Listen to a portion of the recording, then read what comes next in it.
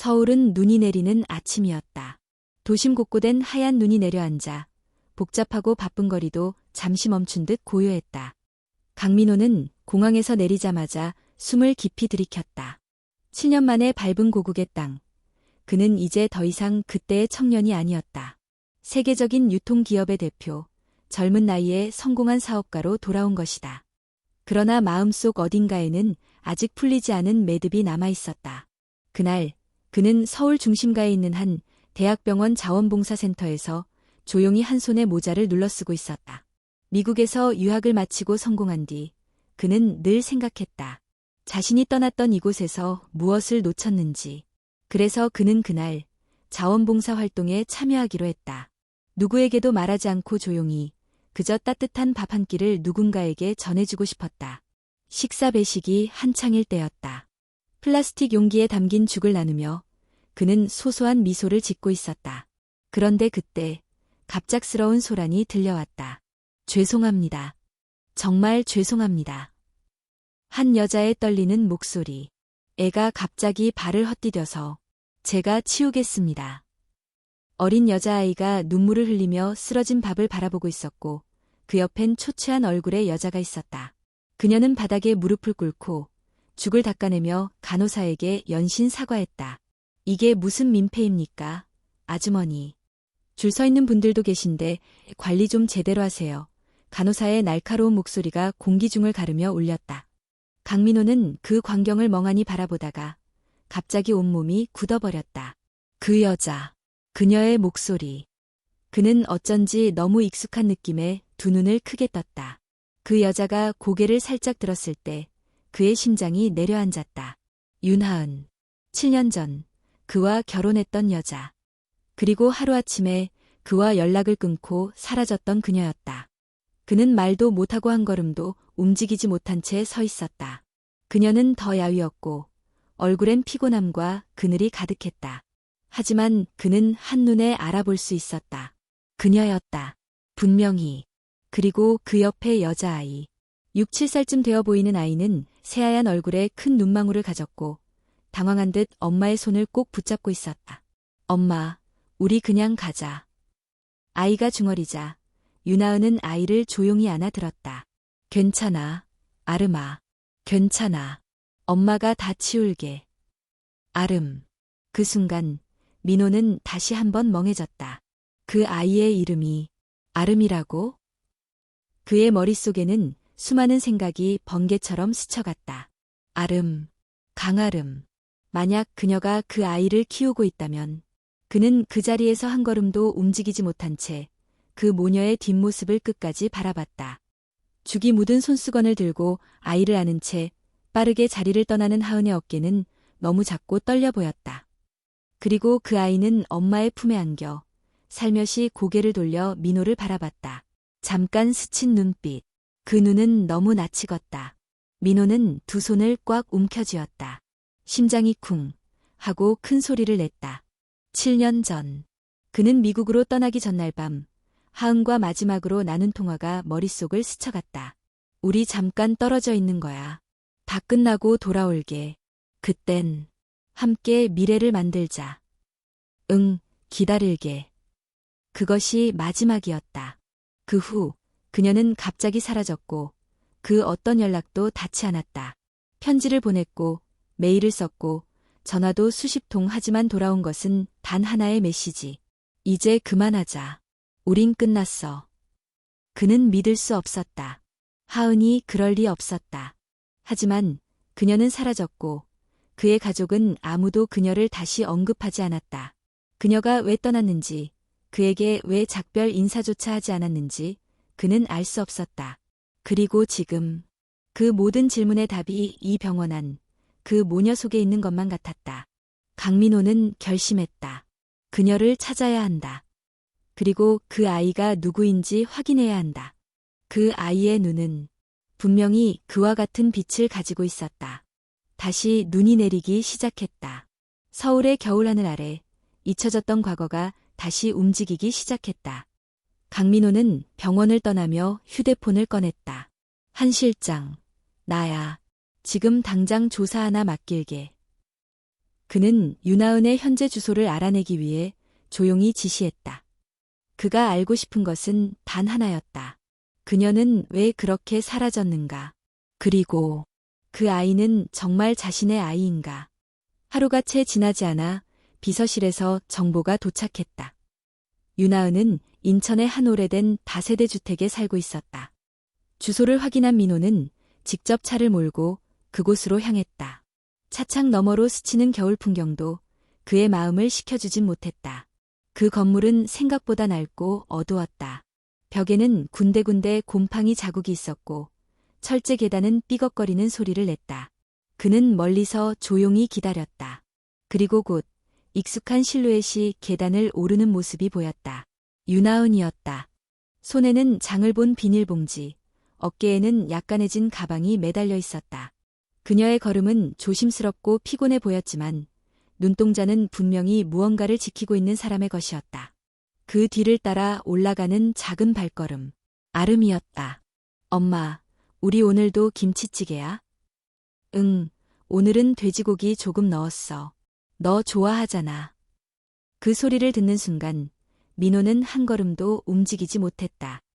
그는 갑자기 자신이 너무 잔인한 행동을 하고 있다는 생각이 들었다. 그녀가 어떤 삶을 살았는지, 어떻게 여기까지 왔는지도 모른 채 그저 대답을 얻기 위해 이렇게 숨어있는 자신이 너무나 초라해 보였다. 그러나 마음속 깊은 곳에서 무언가가 그를 밀어붙였다. 그 아이가 내 딸이라면 나는 그 아이의 아버지다. 그날 밤 민호는 고요한 집무실에 앉아 아름의 머리카락이 담긴 작은 봉투를 꺼냈다. 그는 그것을 조심스럽게 봉투에 넣고 DNA 검사기관으로 보내기 위한 절차를 준비했다. 며칠 뒤 검사 결과가 도착했다. 부성 확률 99.998%, 친자 관계 있음.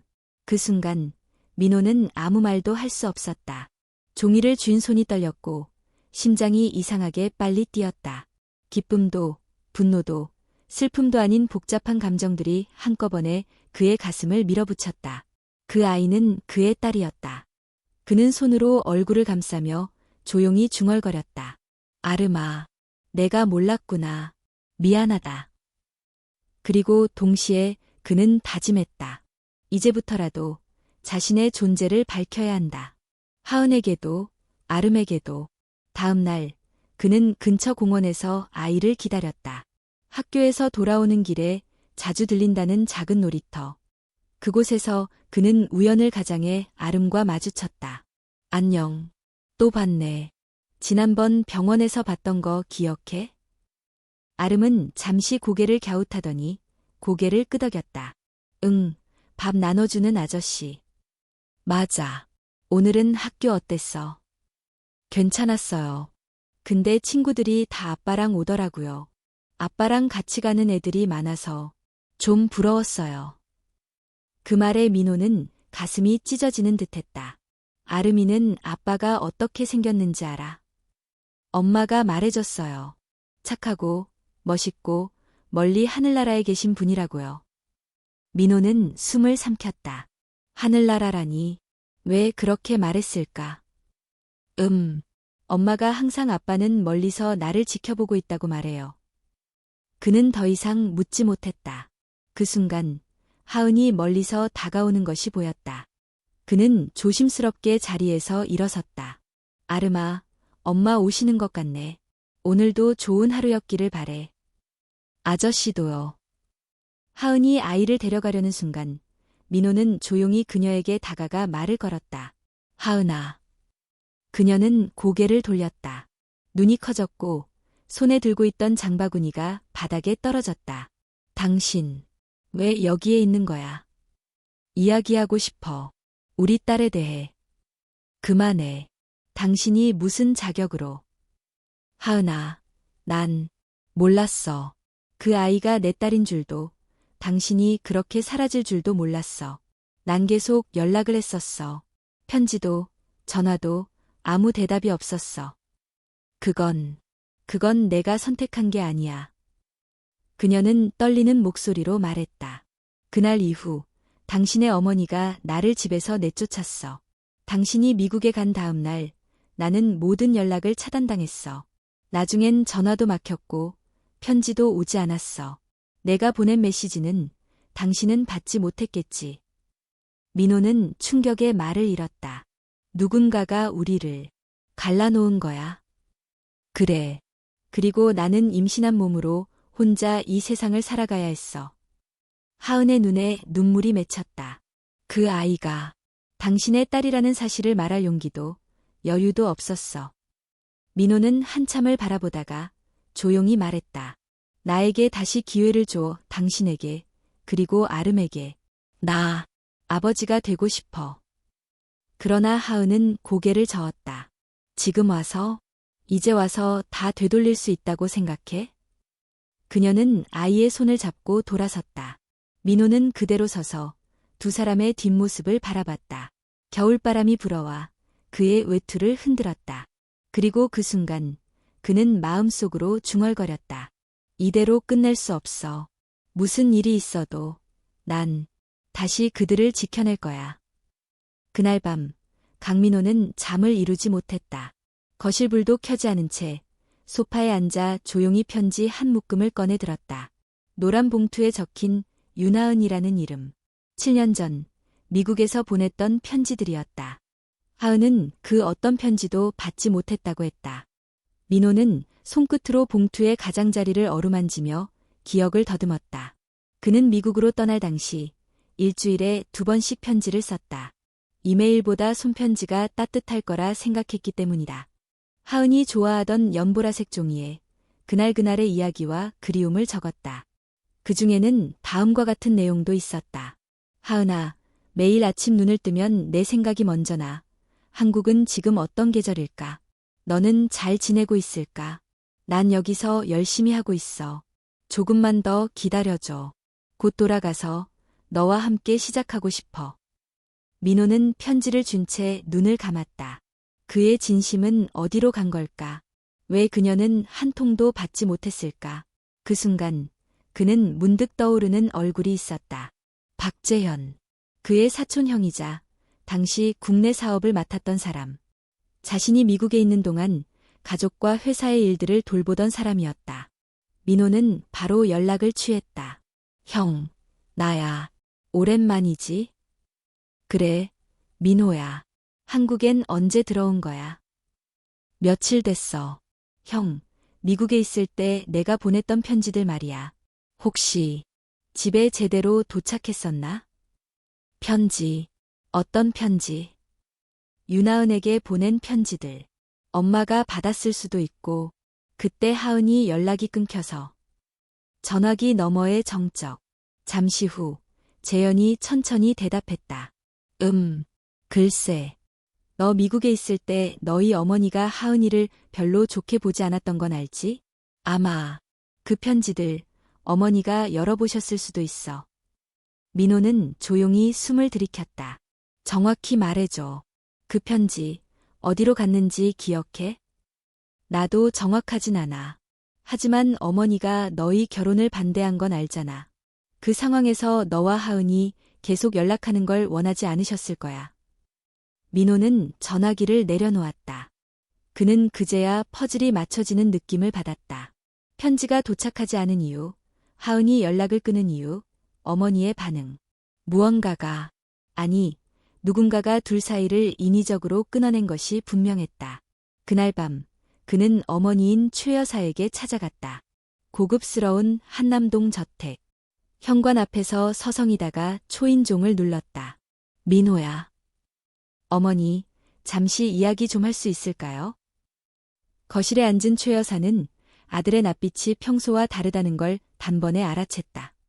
무슨 일 있니? 미국 일이 힘들었니? 아니요. 윤하은 씨에 대해 이야기하러 왔습니다. 그녀의 얼굴이 순간 굳어졌다. 그 이름, 이제 그만 언급하자. 이미 끝난 일이잖니. 끝난 게 아닙니다. 어머니가 그 편지들 가로막으셨나요? 뭐? 제가 미국에 있는 동안 보낸 편지들.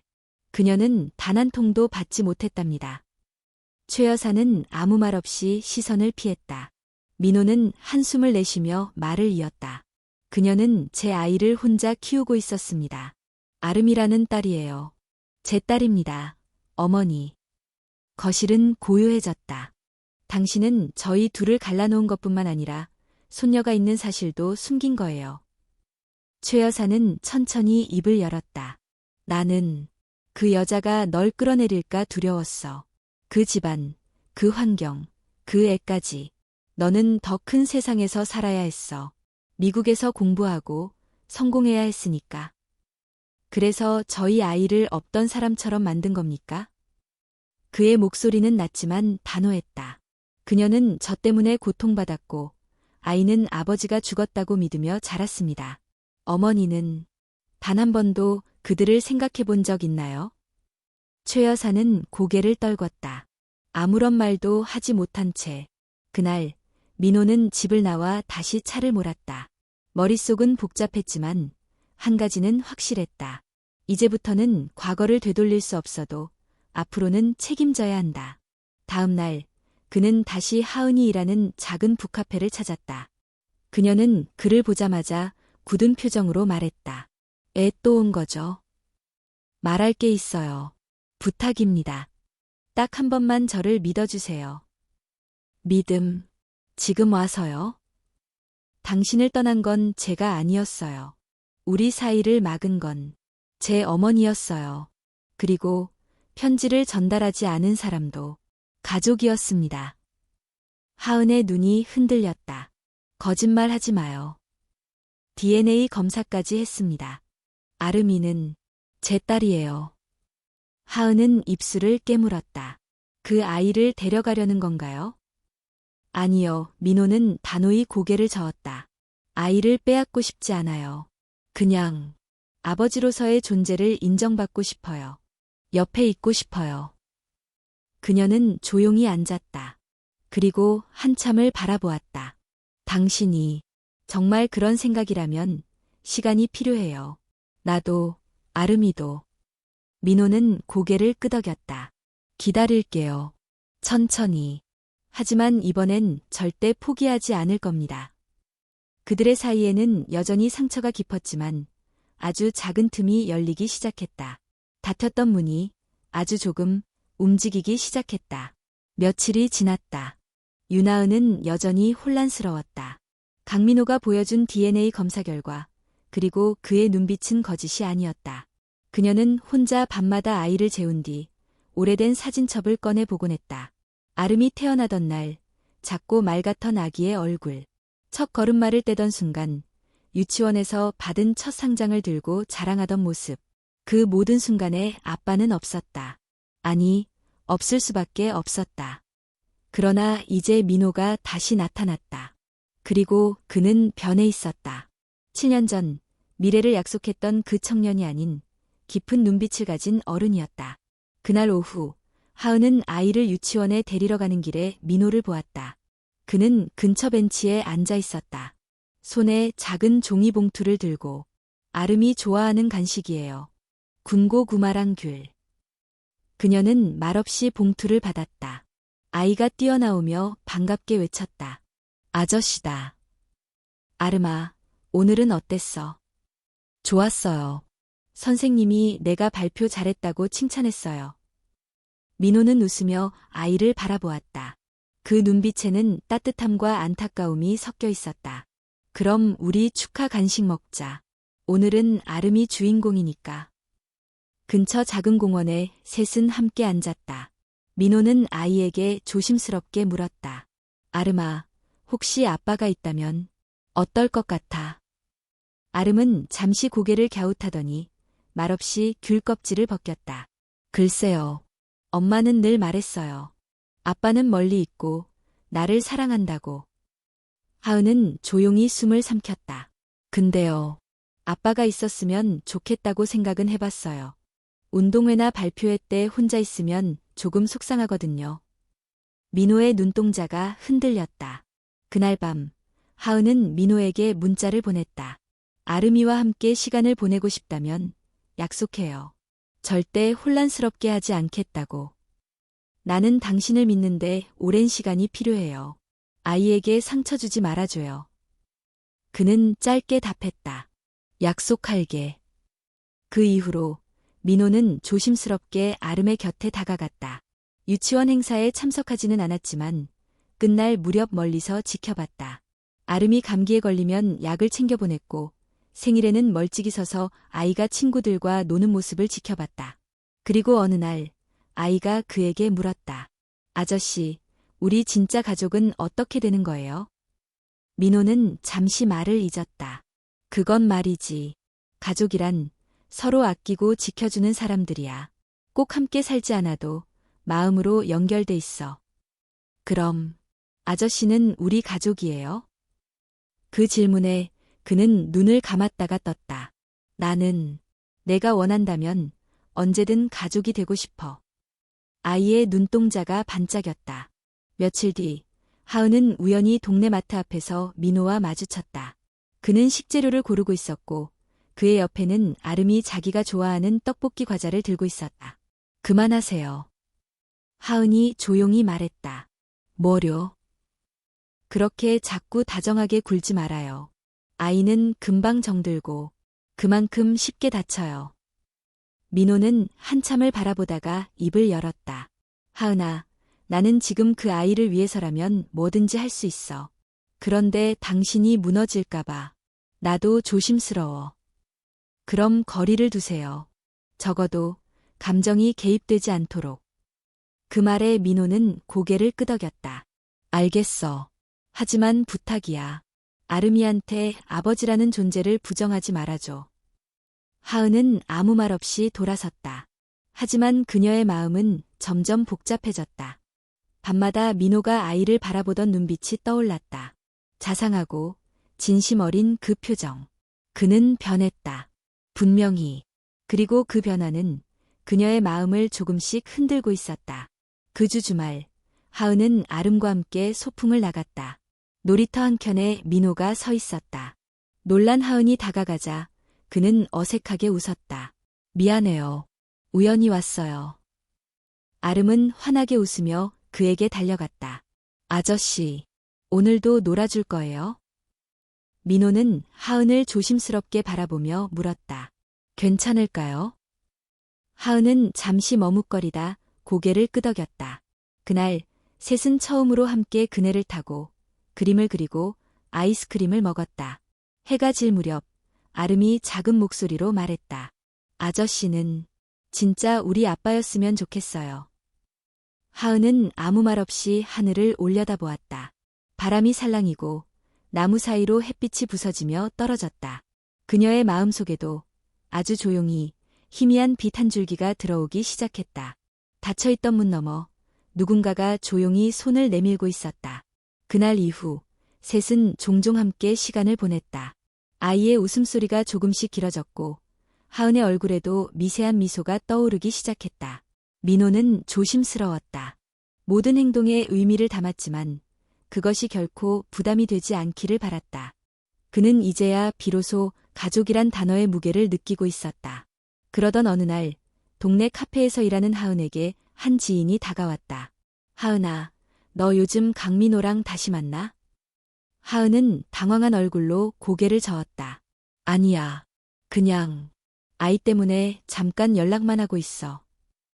그 지인은 조심스럽게 주변을 살피더니 조용히 속삭였다. 근데 너 그 소문 들었어? 강민호, 이번 달 말에 정제 그룹 장녀랑 약혼한다더라. 그 말은 마치 얼음처럼 하은의 가슴에 내려앉았다. 정말이야? 응, 나 정제그룹에 아는 언니 있어. 아예 기사도 곧 낸다던데? 미국에서부터 알고 지낸 사이라던데. 그 순간 머릿속이 하얘졌다. 민호는 아무 말도 하지 않았다. 매일 아이와 함께 놀고 따뜻하게 웃고 그녀의 눈을 깊이 바라보던 그 남자. 그가 정말 다른 여자와 약혼을 앞두고 있다면 그 모든 순간은 무엇이었을까? 하은은 며칠 동안 민호의 연락을 받지 않았다. 메시지는 읽지 않았고 전화도 받지 않았다. 민호는 처음엔 걱정스러워 전화를 여러 번 걸었지만 곧 그녀의 의도를 눈치챘다. 그는 한참을 고민하다가 직접 카페 앞을 찾았다. 그녀는 그를 보자마자 차가운 표정으로 말했다. 돌아가세요. 하은아, 무슨 일 있어? 묻지 마요. 내가 뭘 잘못했는지 말해줘야 고칠 수 있어. 하은은 조용히 카운터 너머로 그를 바라봤다. 당신, 약혼한다면서요. 민호는 눈을 크게 떴다. 뭐라고? 정제 그룹 장녀랑. 이번 달 말에. 그건 전혀 사실이 아니야. 그런데 왜 난 그 얘길 다른 사람한테 들어야 하죠? 당신은 매일 아이 앞에서 웃었어요. 내 앞에서도 그랬고. 그런데 결국 나랑 아이는 당신의 불쌍한 과거였던 건가요? 민호는 말을 잇지 못했다. 그녀의 눈에 맺힌 서운함과 분노, 그리고 깊은 상처가 그대로 느껴졌다. 하은아, 내 말 좀 들어봐. 그 소문은 아마도 누군가 일부러 퍼뜨린 걸 거야. 예전부터 우리 회사를 노리던 사람들이 있었어. 정제그룹과 사업 얘기를 했던 건 맞지만 약혼은 말도 안 되는 일이야. 믿지 않아요. 그럼 뭘 해야 믿을 수 있겠어? 그녀는 잠시 머뭇거리다 조용히 대답했다. 그냥 우리 다시 선 그어요. 아이에게도 그렇게 말할게요. 아빠는 멀리 사는 좋은 사람이라고. 그 말은 민호에게 큰 충격이었다. 그는 두 손을 모아 조용히 떨리는 목소리로 말했다. 그렇게까지 해야 해? 난 지금 진심이야. 나 이제야 삶의 이유를 찾았다고 느꼈어. 당신과 아름이 덕분에. 하지만 하은은 등을 돌렸다. 당신이 떠난 뒤 나는 수없이 무너졌어요. 그때의 눈물과 아픔을 다시 겪을 용기. 없어요. 민호는 더 이상 붙잡지 않았다. 그녀의 말엔 단호함과 동시에 깊은 상처가 묻어 있었다. 그날 밤, 민호는 홀로 사무실에 앉아 있었다. 창밖엔 가을비가 내리고 있었다. 그는 노트북을 열어 정제, 그룹과의 메일 기록을 살폈다. 모든 미팅은 사업 제휴에 관한 것이었고, 어떤 개인적인 만남도 없었다. 하지만 누군가 의도적으로 소문을 퍼뜨리고 있었다. 그는 그 이름을 다시 떠올렸다. 박재현. 그는 몇 주 전 통화를 기억해냈다. 뭔가를 감추는 듯한 말투. 그리고 지나치게 빠른 대화 종료. 민호는 그를 직접 찾아가기로 결심했다. 한편 하은은 아이를 재우고 나서 한참 동안 침묵에 잠겼다. 아름은 자꾸 민호의 이름을 입에 올렸고 그림에도 세 사람이 함께 있는 모습을 그렸다. 그녀는 벽장 속에서 작은 상자를 꺼냈다. 그 안에는 오래된 사진 한 장이 있었다. 민호와 함께 찍은 신혼 초의 사진. 그가 허리를 감싸 안고 웃고 있었고 그녀는 수줍은 얼굴로 그의 어깨에 기대 있었다. 그 모습은 더없이 따뜻하고 진실했다. 그녀는 조용히 사진을 내려놓고 혼잣말처럼 말했다. 그 사람의 진심이 진짜였다면. 그리고 그 말에 이어지는 건 오랜 침묵이었다.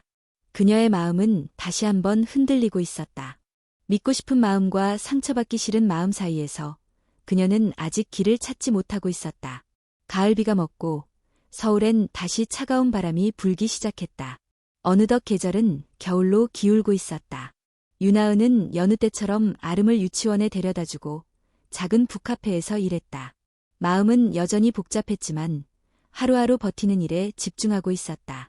민호와의 관계는 애매하게 멀어진 상태였고 아이는 여전히 아버지에 대한 그리움을 안고 있었다.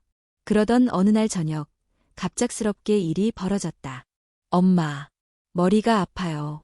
배도, 아름은 식사 중간에 얼굴이 창백해지더니 갑자기 몸을 떨기 시작했다. 하은은 놀라 황급히 아이의 이마를 짚었다. 손끝에 닿은 열기는 불덩이 같았다. 아름아, 정신 차려. 엄마랑 병원 가자. 괜찮아. 괜찮아. 하은은 급히 아이를 안고 병원으로 달려갔다. 응급실로 들이닥친 순간 의료진은 아이의 상태를 보고 바로 응급처치를 시작했다. 39.8도. 바이러스성 고열 같아요. 탈수도 심하네요. 의사의 말에 하은의 다리는 풀릴 것 같았다. 괜찮아질 수 있죠? 제발, 아이 좀 살려주세요. 의사는 침착하게 고개를 끄덕였다. 정확한 진단을 위해 추가 검사부터 진행하겠습니다. 일단 해열 조치하고 수액 연결할게요. 하은은 병원 복도에 주저앉아 눈물을 쏟았다. 떨리는 손으로 민호에게 전화를 걸까 말까 망설였다. 그러나 결국 그녀는 연락하지 않았다. 지금 그와 엮이는 건 더 큰 혼란일 거라 믿었다. 하지만 그날 밤 우연히 병원에 있던 민호의 지인이 하은과 아름의 모습을 목격했고 급히 민호에게 연락을 넣었다. 민호는 전화를 받자마자 아무 말 없이 차에 올라탔다. 무슨 일이든 내가 있어야 해, 아름이. 그는 거칠게 운전하며 병원으로 달려갔다. 응급실 복도에 도착했을 때 하은은 아이의 침대 옆에 쪼그려 앉아 있었다. 눈은 퉁퉁 부었고 손은 떨리고 있었다. 하은아. 그녀는 민호의 목소리에 고개를 들었다. 왜 왔어요? 아름이가 아프다는데 내가 안 올 수 있어? 지금 이 상황에선 나 혼자 감당할 수 있어요. 하은아, 이제 그만. 우리 아이야. 나도 그녀의 아버지야. 민호는 조심스럽게 아이가 누워있는 병상 앞으로 다가갔다. 아름의 얼굴은 창백했고 입술은 말라 있었다. 그는 조용히 아이의 작은 손을 잡았다. 아름아, 아빠야. 괜찮아질 거야. 절대 널 떠나지 않을게. 그 순간 하은의 눈가에 다시 눈물이 고였다. 밤새 민호는 병실에서 한 발짝도 움직이지 않았다. 그는 아이의 이마에 물수건을 얹었고 수액이 떨어지는 속도를 지켜보았으며 가끔은 조용히 동요를 불러주기도 했다. 산토끼 토끼야. 어디를 가느냐. 조용한 병실에 울리는 그의 낮은 노랫소리는 너무도 따뜻하고 아련했다. 하은은 병실 구석에서 그 모습을 바라보다가 조용히 눈을 감았다. 그는 정말로 아버지였다. 다음 날 새벽, 아름의 열이 서서히 내려가기 시작했다. 의사는 상태가 안정되었다고 설명하며 이틀 정도 더 경과를 지켜보자고 했다. 하은은 안도의 한숨을 내쉬며 고개를 숙였다. 민호는 그런 그녀의 등을 조심스럽게 토닥였다. 괜찮을 거야. 고비는 넘긴 것 같아. 그녀는 아무 말 없이 고개를 끄덕였다. 그날 저녁, 민호는 병원 근처의 편의점에서 작은 인형 하나를 사서 돌아왔다. 그는 침대 옆에 앉아 인형을 아이의 손에 쥐어주며 말했다. 아름아, 빨리 나와서 아빠랑 놀이터 가야지. 그 말에 아름이 천천히 눈을 떴다. 아빠. 작은 목소리. 그러나 분명했다. 민호는 순간 말을 잃었다. 하은도 눈을 크게 뜨고 아이를 바라보았다. 아빠. 정말 여기 있었네. 꿈인 줄 알았어요. 민호는 아이의 이마에 조심스럽게 입을 맞췄다. 그래, 아빠 여기 있어. 항상 내 곁에 있을게. 그날 밤, 병실엔 조용한 평화가 흘렀다. 하은은 병원 로비에 자판기 커피를 마시며 창밖을 바라봤다. 민호가 곁으로 다가왔다. 하은아. 그녀는 고개를 돌리지 않은 채 말했다. 오늘 당신 덕분에 많이 버틸 수 있었어요. 아름이는 우리 둘의 딸이니까. 한참을 말없이 서 있던 그녀는 조용히 입을 열었다. 나는 아직도 당신이 약혼을 부인했던 그 말을 완전히 믿지 못해요. 하지만 오늘 당신이 아름이 곁을 지키는 걸 보면서 마음이 조금 바뀌었어요. 민호는 그녀를 바라보며 대답했다. 시간이 걸려도 괜찮아. 믿음을 다시 얻는 데는 그만한 값이 필요하니까. 그녀는 그 말을 듣고 잠시 웃었다. 아주 작고 아주 짧게. 그 밤 둘 사이에 놓였던 차가운 벽은 조금 낮아졌다. 완전히 사라진 건 아니지만 적어도 서로를 바라볼 수 있는 높이였다. 아름이가 병원에서 퇴원한 지 일주일이 지났다. 윤하은은 아이의 손을 꼭 잡고 집으로 돌아왔다. 작은 몸짓으로 다 나았어. 라고 외치는 딸을 보며 안도의 미소를 지었다. 그 곁에는 강민호가 있었다. 퇴원 수속부터 약국까지 모든 과정을 조용히 도왔다. 하은은 여전히 그와 거리감을 유지하고 있었지만 최소한 그의 진심은 더 이상 의심하지 않게 되었다. 그러나 민호는 마음 깊숙한 곳에서 아직 풀지 못한 또 하나의 매듭을 붙잡고 있었다. 박재현. 그는 그 이름을 떠올릴 때마다 심장이 묘하게 조여오는 걸 느꼈다. 어릴 적부터 한 형제처럼 자라온 사촌. 하지만 지금은 그가 무언가를 숨기고 있다는 강한 의심이 들었다. 민호는 조용히 회사로 향했다.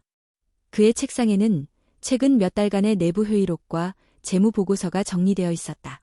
한 과장, 박 이사님 최근 출장 기록 좀 확인해 줄 수 있어요?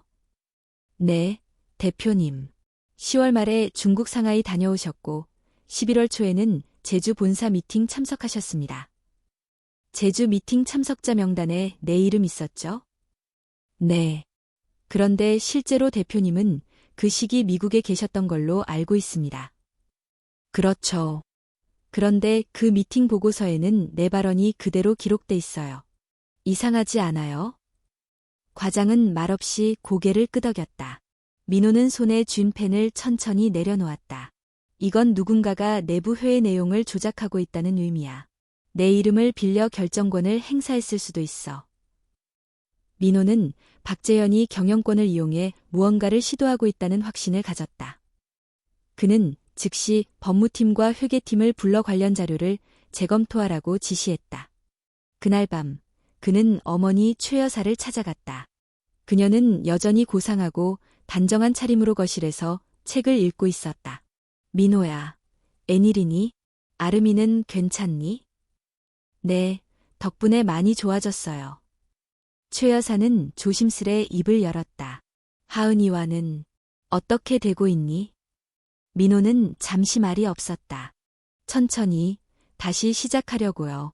하지만 어머니와 대화하기 전에 제 마음을 다 열 수는 없을 것 같아요.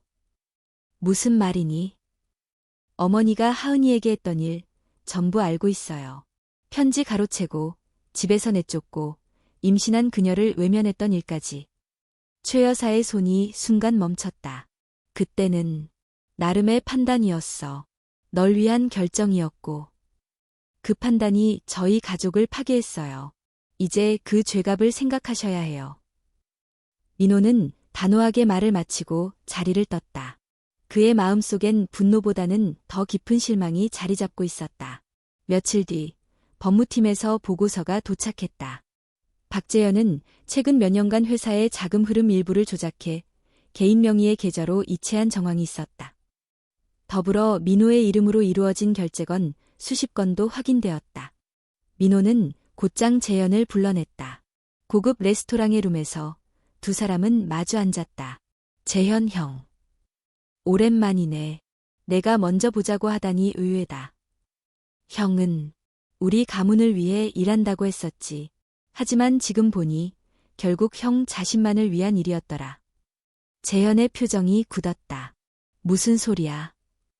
내 이름으로 승인된 결제들, 그리고 자금 이체, 다 확인했어. 재현은 잠시 말을 잇지 못했다가 입꼬리를 올렸다. 넌 아직도 너무 감정적이야, 민호야. 사업은 감정으로 하는 게 아니야. 그렇다고 가족을 팔아넘길 정도로 차가워야 해? 재현은 조용히 고개를 저었다. 널 위해서였어. 넌 감정에 휘둘리는 타입이니까. 하은이 같은 여자한테 약해지고 회사 경영도 제대로 못하고 내가 아니었으면 내 인생은 이미 무너졌을 거야. 형은 날 지키지 않았어. 형은 나를 배신한 거야. 민호는 일어섰다. 이제 모든 자료는 이사회에 제출될 거야. 법적으로 대응할 준비도 되어 있어. 재현은 비웃으며 말했다. 좋아. 그럼 누가 더 강한지 보자. 그날 밤 민호는 하은에게 조심스레 문자를 보냈다. 아름이가 아프던 날 내가 느꼈던 감정은 평생 잊지 못할 거야. 지금 난 우리 가정을 되찾기 위해서 내 과거와 싸우고 있어. 하은은 답장을 보내지 않았다. 하지만 그녀의 눈엔 눈물 한 줄기가 흘렀다. 그녀는 그제야 깨달았다. 민호는 진심이었다. 그리고 지금 그는 외롭고 무거운 전쟁 한복판에 서 있었다. 초겨울의 아침, 차가운 공기가 도시를 덮고 있었다. 강민호는 이사회 회의를 앞두고 일찍 회사로 출근했다. 그의 손에는 박재현의 불법 행위를 입증할 증거 서류가 들려 있었다. 오늘은 끝을 본다. 그는 조용히 혼잣말을 하며 회의실로 향했다. 하지만 회의 시작 30분 전 긴급한 연락이 들어왔다. 비서가 급하게 다가와 말했다. 대표님, 어머님께서 쓰러지셨습니다. 병원으로 옮겨졌습니다. 민호는 그 자리에서 바로 서류를 내려놓고 병원으로 달려갔다. 신촌의 종합병원. 병실 앞 하얀 벽에 기대어 선 그는 한동안 침묵에 잠겼다. 최 여사는 심각한 뇌출혈은 아니었지만 일시적인 언어마비와 한쪽 팔의 마비 증상을 보였다. 의사의 말에 따르면 스트레스와 과로가 겹쳐진 결과였다. 다행히 생명에는 지장이 없습니다. 회복 가능성도 있습니다. 그러나 시간이 필요합니다. 민호는 조용히 고개를 끄덕였다. 네, 감사합니다. 병실 안에는 최 여사가 산소호흡기를 낀 채 누워 있었다. 늘 당당하고 고고하던 그녀의 얼굴은 이제 연약하고 창백했다. 그는 조용히 어머니의 손을 잡았다. 어머니, 죄송해요. 제가 너무 늦게 모든 걸 바로잡으려 했나 봐요. 그는 병실에서 밤을 새웠다. 다음 날 아침, 문이 조용히 열렸다. 하은이었다. 그녀는 조용히 병실 안으로 들어왔다. 손에는 따뜻한 보온병과 수건이 들려 있었다. 연락받았어요. 민호 씨가 병원에 있다는 말 듣고. 민호는 놀란 얼굴로 그녀를 바라보았다. 아줘서 고마워요. 그녀는 말없이 고개를 끄덕이며 최 여사의 침대 옆으로 다가갔다. 조심스럽게 그녀의 이마를 닦고 입가에 묻은 침을 정리했다. 예전에도 아플 때마다 저렇게 조용히 누워 계셨어요. 약은 꼭 챙기라고 해도 늘 거절하시고. 민호는 잠시 침묵했다가 말했다. 그땐 당신을 몰랐던 게 아니라 이해하려 하지 않았던 것 같아요. 나도, 어머니도. 하은은 손을 멈추고 조용히 입을 열었다. 민호 씨, 저는 어머님을 용서한 게 아니에요. 아직도 그날의 모욕과 상처는 잊을 수 없어요. 아이를 품고 쫓겨나던 그 새벽, 평생 기억에 남을 겁니다. 민호는 고개를 숙였다. 하지만 그녀는 잠시 말을 멈췄다가 이었다. 이제는 그 증오가 저를 잡아먹을 정도로 자라진 않게 하고 싶어요. 그 말에 민호의 눈이 붉어졌다. 그녀는 여전히 강했고 여전히 따뜻했다. 그 순간 침대에 누워있던 최 여사가 눈을 떴다.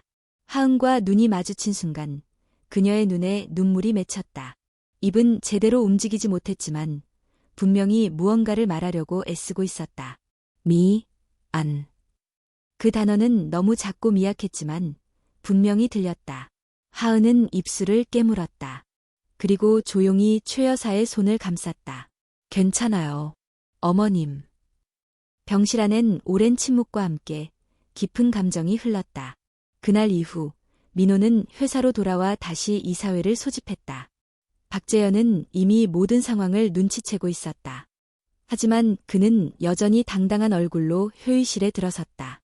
자, 오늘은 어떤 안건으로 모였나? 민호는 자리에서 일어나 모든 이사들에게 문서를 나눴다. 여기에 기록된 내용은 박 이사가 최근 2년간 개인 이익을 위해 회사 자금을 유용하고 허위 결제로 경영 판단을 왜곡한 증거입니다. 회의실 안이 술렁였다. 재현은 조용히 문서를 넘기며 말했다. 너, 결국 이 방법을 택했구나. 나는 회사를 지키기 위해, 그리고 내 가족을 지키기 위해 선택했어. 내가 가족을 지켜? 하은이 하나 때문에 회사를 이렇게 뒤흔들어? 민호는 천천히 고개를 저었다. 내가 지키려는 건 단순한 관계가 아니야. 이제 내가 살아야 할 이유야. 이사회는 긴 논의 끝에 박재현을 모든 직책에서 해임하고 법적 조치에 착수하기로 결의했다. 회의실을 나서며 민호는 복도 끝에서 하은을 보았다.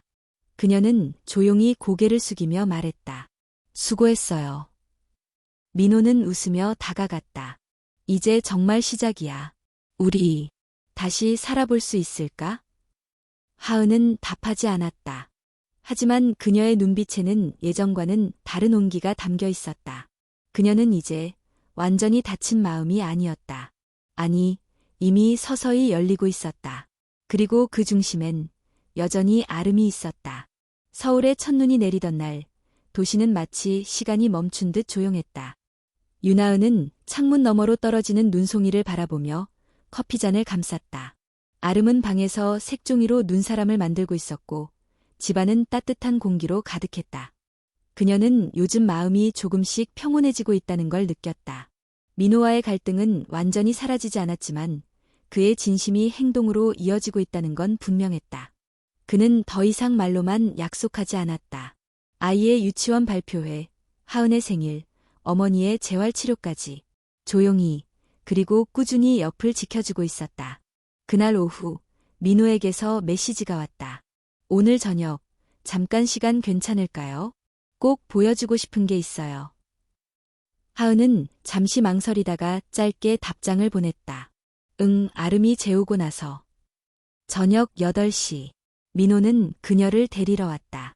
차 안엔 따뜻한 담요와 핫팩이 준비되어 있었고 차창 너머로는 조용히 눈이 내리고 있었다. 춥지 않게 준비했어요. 항상 이렇게 준비성 철저한 사람이었나? 당신 앞에서는 항상 그렇고 싶더라고요. 차는 곧 남산 근처의 작은 언덕길로 향했다. 그곳은 예전 민호와 하은이 데이트하던 시절 자주 오르던 장소였다. 작은 전망대엔 눈이 소복히 쌓여 있었고 그 아래에 누군가가 미리 준비한 듯한 등불들이 길을 따라 놓여 있었다. 이게 다 뭐야? 그냥 내 마음이에요. 꾸밈 없는 마음. 민호는 그녀를 천천히 전망대로 이끌었다. 서울의 야경이 눈 속에 반짝이는 그곳에서 그는 조용히 무릎을 꿇었다. 하은아. 그녀는 놀라 손을 입에 올렸다. 지금 뭐 하는 거야? 나는 많은 걸 잃었어요. 그리고 또 많은 걸 되찾고 있어요. 당신 덕분에요. 민호 씨. 난 아직 완벽하지 않고 앞으로도 실수할 수 있어요. 하지만 하나는 약속할 수 있어요. 이제부터 당신과 아름이 앞에서 도망치지 않을 거예요. 언제나 곁에서 함께 숨 쉴게요. 그는 작은 반지 상자를 꺼내 그녀에게 내밀었다. 결혼이라는 말보다 함께 살아가자는 말을 먼저 하고 싶어요. 우리 다시 가족이 되어줄래요? 하은은 말없이 그를 바라보다가 조용히 무릎을 꿇었다. 그리고 그의 손을 잡았다. 나 당신을 용서한 게 아니야. 그냥 시간이 흘러서 조금 덜 아플 뿐이야. 알아요.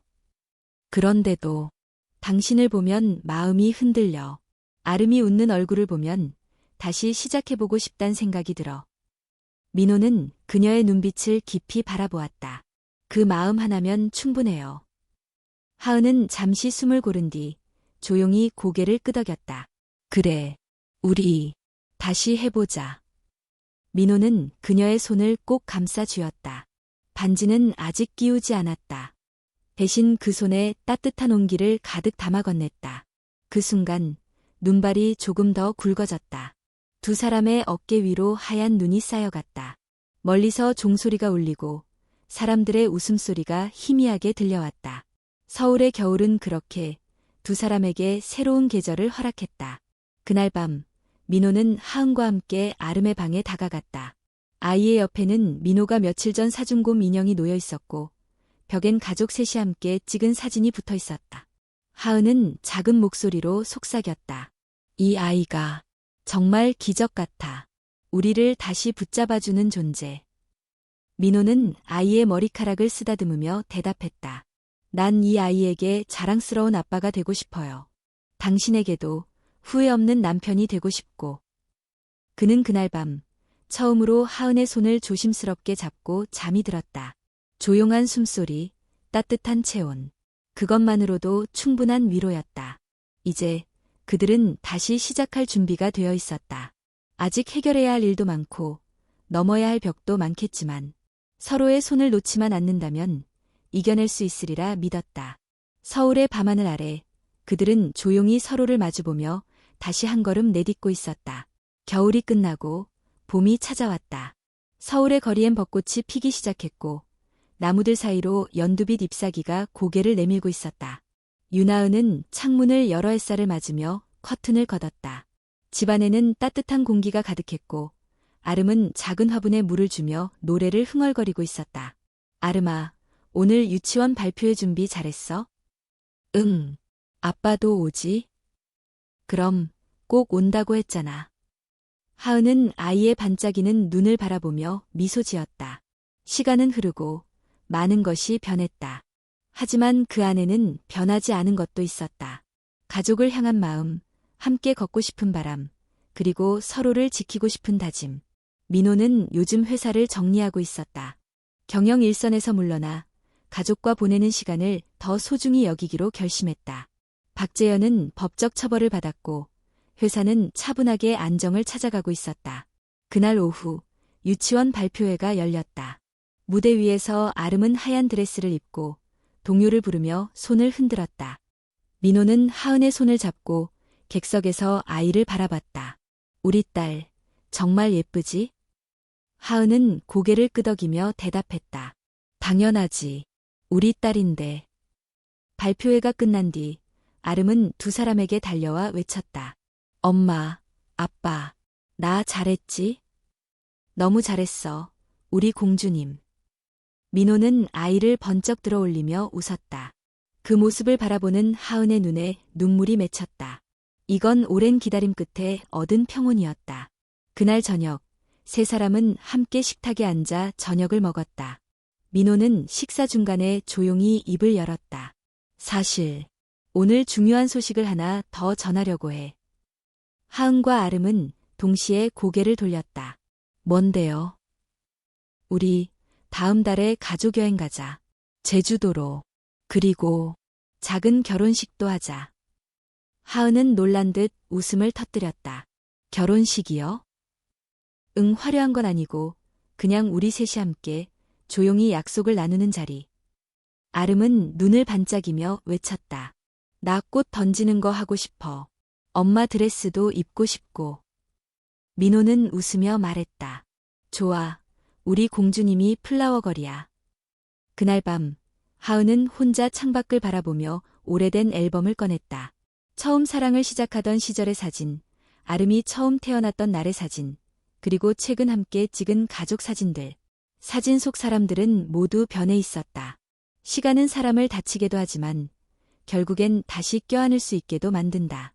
그녀는 조용히 혼잣말처럼 중얼거렸다. 이제야 정말 가족이 되는구나. 다음 날, 하은은 병원에 입원해 있는 최 여사를 찾아갔다. 여전히 재활치료 중이지만 표정은 한결 부드러워져 있었다. 하은은 조용히 인사를 건넸다. 어머님, 안녕하세요. 오늘은 날씨가 많이 따뜻해졌어요. 최 여사는 천천히 고개를 끄덕이며 작은 목소리로 말했다. 고맙다. 그 한마디에 하은은 눈시울이 붉어졌다. 저도 감사해요. 이제는 어머님도 제 가족이에요. 병실 안엔 봄 햇살이 가득 들어왔다. 며칠 후 제주도로의 여행이 시작됐다. 세 사람은 작은 펜션에 머물며 바다를 바라보았다. 민호는 해변에서 하은에게 작은 반지를 다시 꺼내며 말했다. 이건 지난 겨울 눈 오는 날 준 반지와는 달라. 이번엔 진짜 결혼 반지야. 하은은 조용히 고개를 끄덕이며 손을 내밀었다. 아름은 모래사장 위에서 꽃잎을 던지며 외쳤다. 이제 우리는 진짜 가족이에요. 민호와 하은은 서로를 바라보며 웃었다. 그 웃음 속에는 모든 아픔을 딛고 일어선 사람들만이 가질 수 있는 따뜻함이 담겨 있었다. 밤이 되자 세 사람은 모닥불 앞에 앉아 서로의 손을 꼭 잡았다. 민호 씨. 응. 고마워. 이렇게 끝까지 포기하지 않고. 당신이 아니었으면 나도 여기까지 못 왔어. 우리 앞으로는 어떤 어려움이 와도 같이 헤쳐나가요. 그래. 난 이제 혼자가 아니니까. 하늘엔 별이 가득했다. 그 별들처럼 그들의 앞날도 빛나고 있었다. 그렇게 그들의 이야기는 끝이 아닌 시작이 되었다. 아픔을 껴안고 상처를 보듬으며 서로를 지키겠다는 다짐과 함께 마침내 봄은 그들에게 진짜로 찾아왔다.